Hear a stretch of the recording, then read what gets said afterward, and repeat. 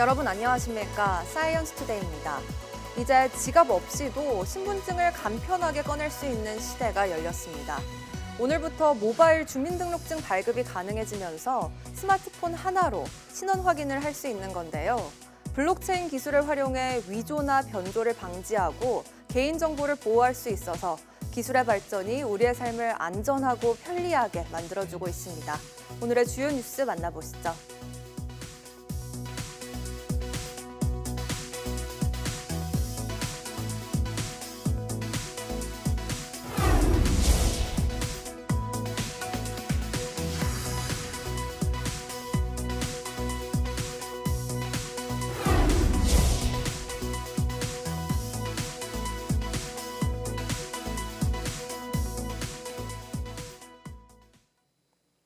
어제 전국의 대기질을 악화시킨 황사는 밤사이 모두 해소됐습니다.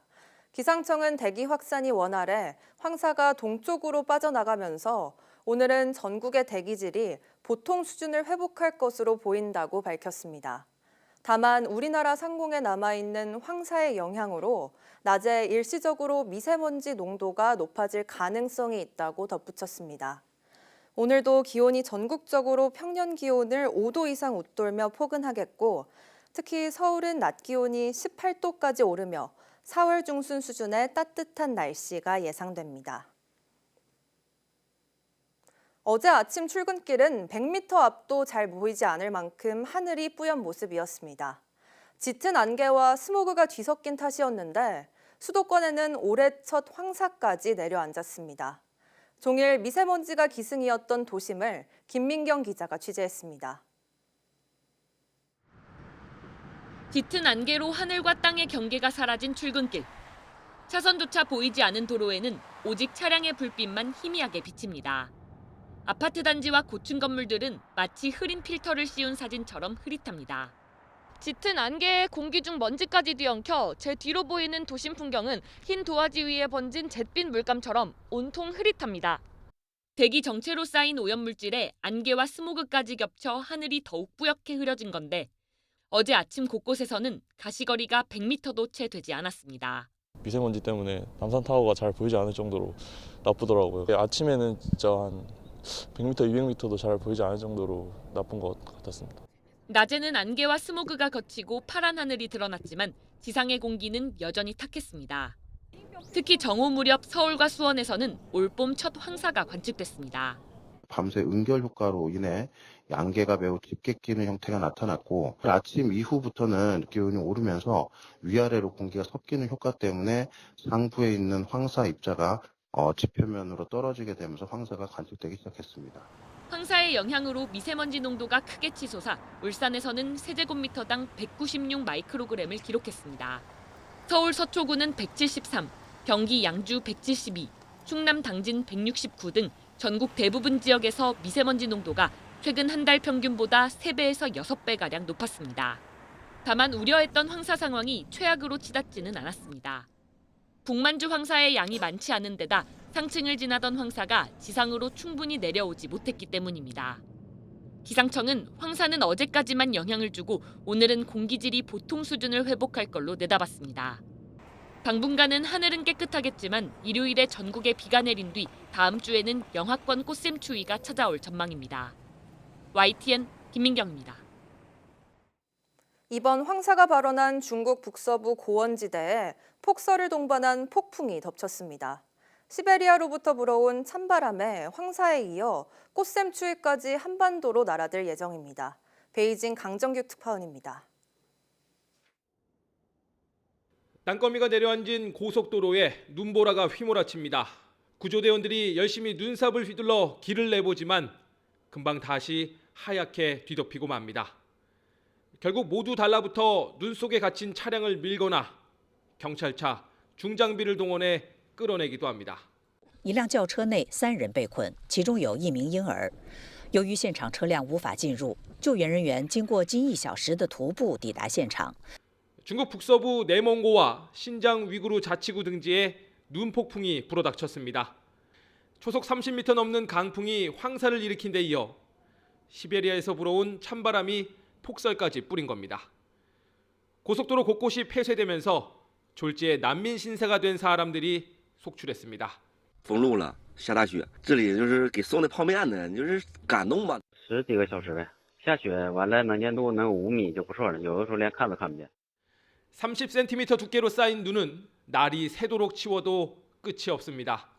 앞서 북서풍을 타고 올해 첫 황사가 날아들었던 베이징엔 이렇게 봄꽃이 피었는데 이번에도 하루 이틀 시차를 두고 계절의 시계가 거꾸로 돌아가게 됩니다. 당장 오늘부터 기온이 10도 이상 뚝 떨어지고 외곽 산간 지역엔 눈발도 날릴 거란 예보입니다. 춘삼월에도 멈추지 않는 동장군의 기세에 황사에 이어 꽃샘 추위까지 한반도로 건너갈 전망입니다. 베이징에서 YTN 강정규입니다. 예기치 않은 문제들로 지난해 6월부터 국제우주정거장에 발이 묶인 우주비행사 2명의 지구 귀환이 또 연기됐습니다. 일주일 남짓을 예상했던 이들의 우주 체류 여정은 어느새 9개월을 훌쩍 넘겼습니다. 김지영 기자가 보도합니다. 지난해 6월 보잉사가 개발한 우주 캡슐 스타라이너의 첫 유인 시험 비행에 나섰던 2명의 베테랑 우주 비행사. 하지만 국제우주정거장에 도킹한 이후 헬륨 유출 등 여러 기체의 결함이 확인되면서 귀환에 차질이 생겼습니다. 미 항공우주국 나사는 지난해 8월 안전 문제를 이유로 스타라이너만 무인 상태로 귀환시켰습니다. NASA has decided that Butch and Sonny will return with Crew 9 next February. 약 8일로 예정됐던 두 사람의 우주 체류는 추수감사절을 지나 크리스마스에도 끝나지 않았습니다. Our crew up here just wanted to say happy Thanksgiving to all our friends and family who are down on Earth and everyone who is supporting us. Welcome to the International Space Station as we get ready for the Christmas holidays. 결국 해를 넘긴 귀환 일정은 지난 2월에서 3월로 다시 미뤄졌습니다. 특히 트럼프 대통령 당선 이후 귀환 지연을 바이든 행정부 탓으로 돌리면서 정치적 이슈에까지 휘말리게 됩니다. Politics is not playing into this at all. From our standpoint, I think that they would agree. We came up prepared to stay long, even though we planned to stay short. 게다가 어제 오전 교대 임무팀을 태운 스페이스X의 우주 캡슐 발사 직전 발사대 문제로 또 취소됐습니다. 나사는 며칠 안에 발사를 재시도하기로 했는데 이번에는 두 사람이 지구로 무사 귀환할 수 있을지 주목됩니다. YTN 김지영입니다.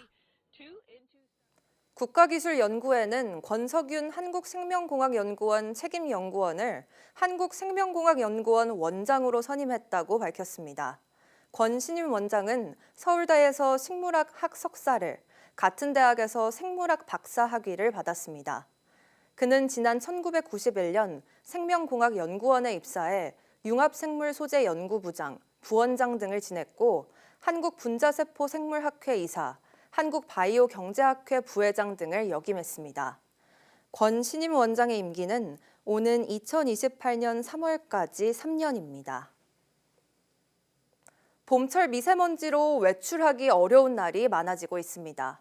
공기를 정화하고 냉방비까지 절감해주는 스마트 수직 정원이 도심 속 휴식 공간으로 주목받고 있습니다. 최기성 기자입니다.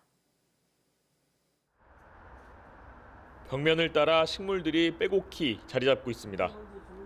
2013년 농촌진흥청이 개발한 벽면 녹화 수직 정원인데 단순한 장식이 아니라 공기를 정화하는 살아있는 공기청정기 역할을 합니다. 최근에는 첨단 기술을 접목한 스마트 수직 정원으로 발전했습니다.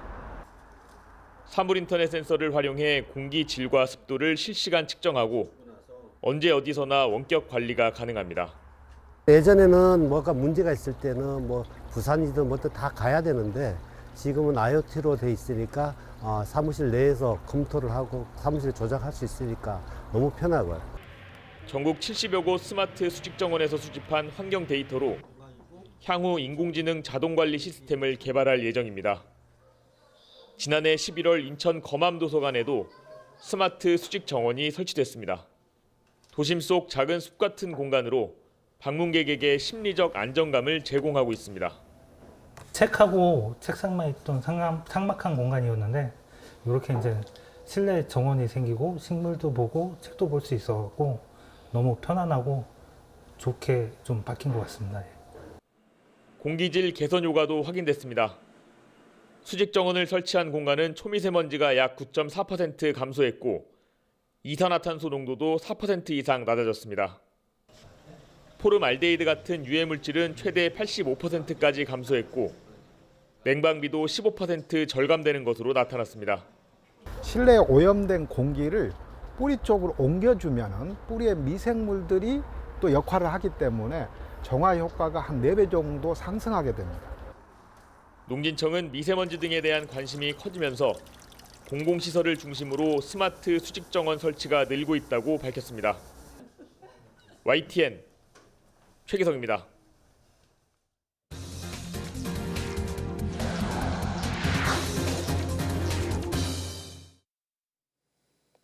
플라스틱과 고무는 한때 인간이 개발한 최고의 소재로 삶의 질 개선에 큰 역할을 했지만 이제는 환경오염의 원인으로 꼽히고 있습니다. 그래서 플라스틱과 고무 업계는 지속 가능한 미래를 위해 AI 적용이나 친환경 전환 등을 노력하고 있는데요.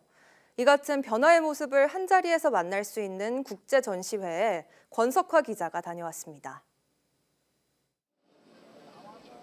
가정에서 자주 쓰이는 플라스틱 뚜껑이 차례대로 하나씩 밀려 나옵니다.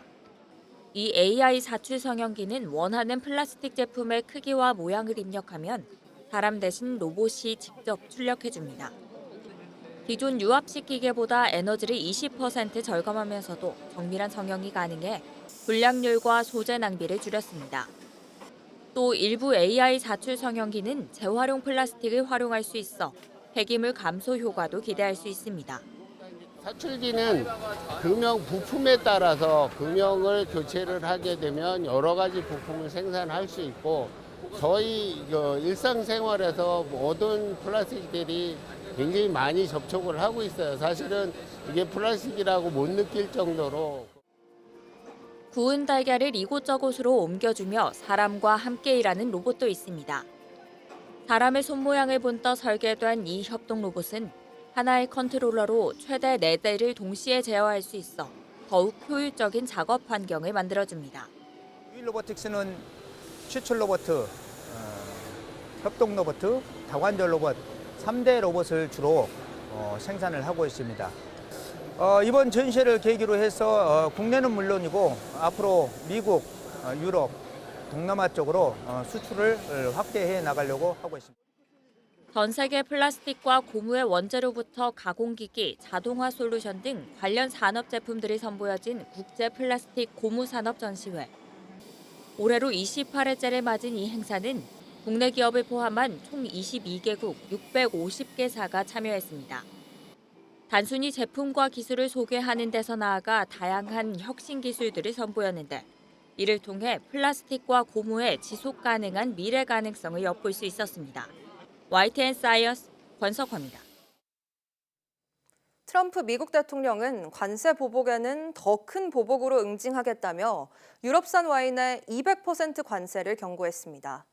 관세 협의를 위해 미국을 찾은 통상교섭본부장은 미국의 채점 기준을 파악해 협상에 나서겠다고 밝혔습니다. 워싱턴 권준기 특파원입니다. 오는 4월 2일 상호관세 부과를 강행할 건지 질문에 트럼프 대통령 답변은 단호했습니다. We've been ripped off for years, and we're not going to be ripped off anymore. No, I'm not going to bend at all. Aluminum or steel or cars, we're not going to bend. 관세 전쟁으로 미국 경제도 피해를 입을 거란 지적에도 결국 승자는 미국이 될 거란 확신을 굽히지 않았습니다. They're going to be so much richer than they are. Trillions of dollars is being invested in the United States now that would have never. Our country could have failed.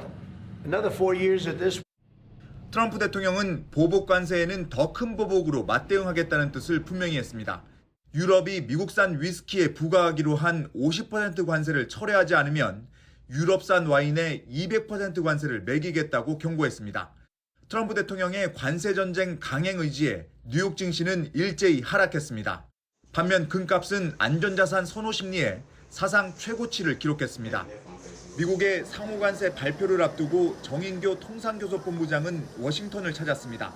한국이 최고의 경제안보 협력 파트너라는 점을 내세워 관세 부과에서 호혜적 조치를 요청하고 미국의 채점 기준을 파악해 상호 관세 피해를 최소화하겠다고 강조했습니다. 우리가 시험으로 친다면은 채점 기준이 나름대로 갖고 있지 않겠습니까? 그 채점 기준을 우선 파악을 해야 되고 그 기준에 맞게 우리가 또 고칠 거는 빨리 고쳐야 되고. 한국도 유럽처럼 보복 관세로 대응할 수 있을지 질문에 정 본부장은 현재 입장에선 명확한 답변을 할 수 없다고 답했습니다. 워싱턴에서 YTN 권중규입니다. 캐나다가 미국의 철강과 알루미늄에 대한 25% 관세 부과와 관련해 세계무역기구에 분쟁 협의를 요청했습니다. 캐나다는 미국의 철강, 알루미늄 관세 조치가 1994년 관세와 무역에 관한 일반 협정에 따른 미국의 의무와 불일치한다며 분쟁 협의를 요청했다고 로이터 통신이 보도했습니다. 앞서 지난달 10일 트럼프 대통령이 서명한 포고문에 따라 미국 정부는 지난 12일부터 모든 외국산 철강 알루미늄과 파생 제품에 25%의 관세를 부과했습니다. 미국 상무부 산하 국제무역청 통계에서 캐나다는 지난해 미국에 71억 4천만 달러 규모의 철강 제품을 수출해 대미 철강 수출 규모 1위를 차지했고 멕시코는 35억 달러로 2위였습니다. 이와 별도로 캐나다는 미국이 캐나다 멕시코산 수입품에 25% 관세를 부과한 것과 관련해 지난 5일 WTO 분쟁 협의를 요청했습니다. 철강과 알루미늄에 대한 25% 관세를 시작으로 이제 우리나라도 본격적으로 트럼프발 관세 전쟁의 영향권에 들어갔습니다. 정부는 철강 산업의 위기 극복을 위한 방안을 이달에 발표하기로 했습니다. 황혜경 기자가 보도합니다. 철강, 알루미늄에 대한 관세가 끝내 현실화하자 정인교 통상본부장이 곧바로 방미길에 올랐습니다.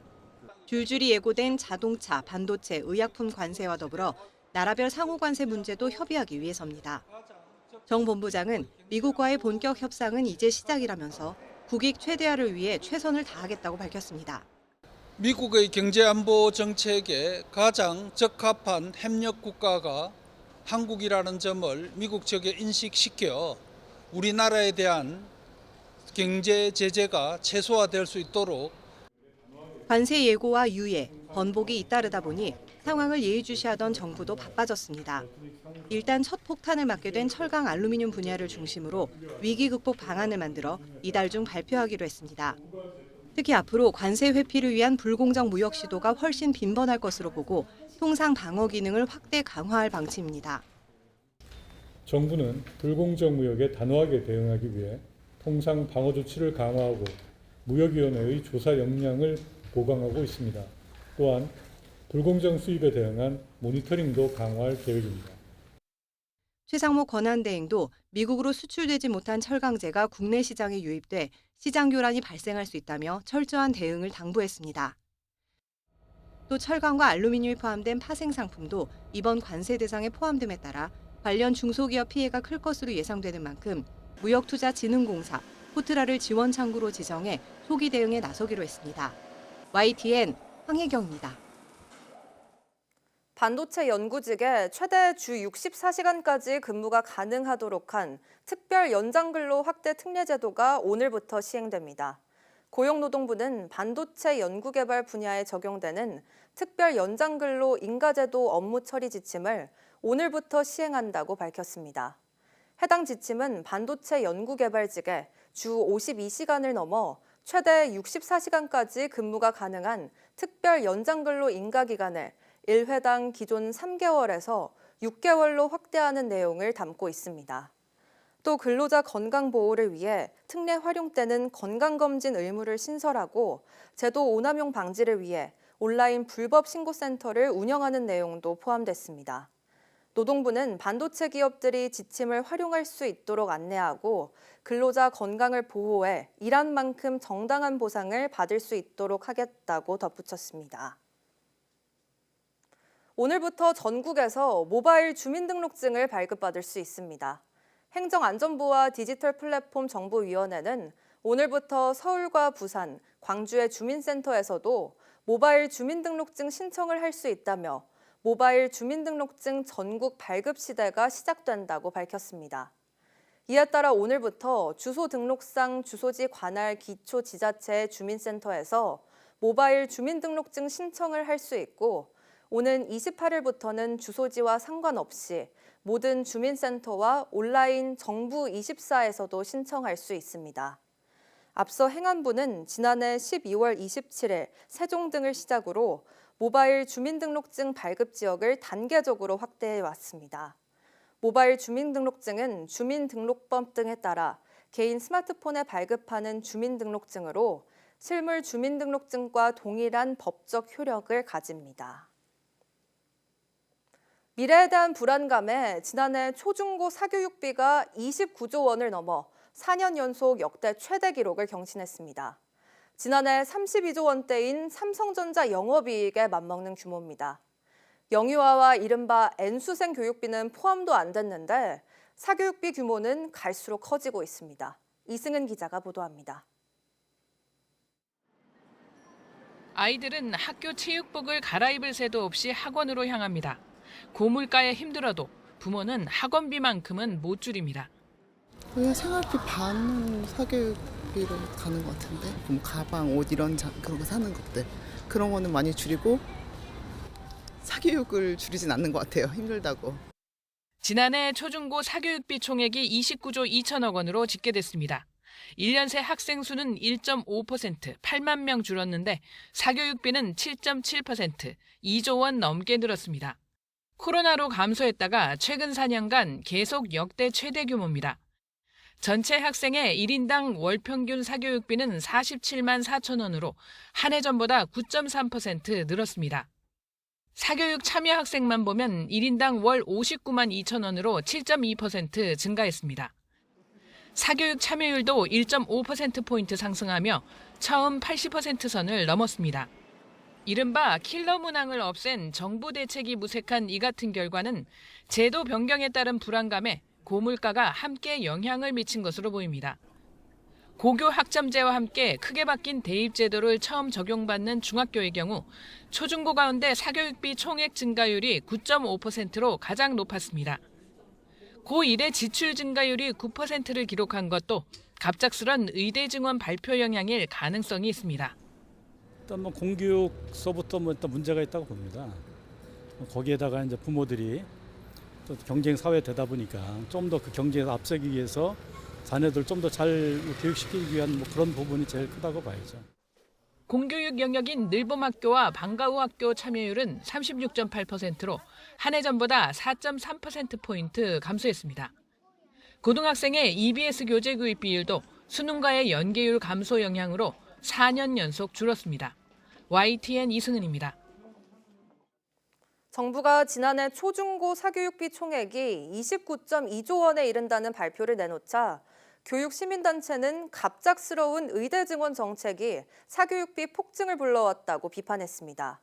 사교육 걱정 없는 세상은 어제 기자회견에서 1년치 유아 사교육비가 교육부 예산의 절반에 해당하는 32.5조 원에 달한다며 대책 마련을 촉구했습니다. 이어 갑작스러운 의대 증원으로 상위권 경쟁 압력이 증가하고 대입 불확실성이 커지면서 고등학교 상위 10% 학생의 사교육 참여율이 감소세에서 증가세로 전환됐다고 지적했습니다. 또 초등 의대반의 전국적 확산과 N수생, 직장인들까지 의대 진학을 위해 대입에 유입된 게 사교육비 급증 배경이라고 강조했습니다.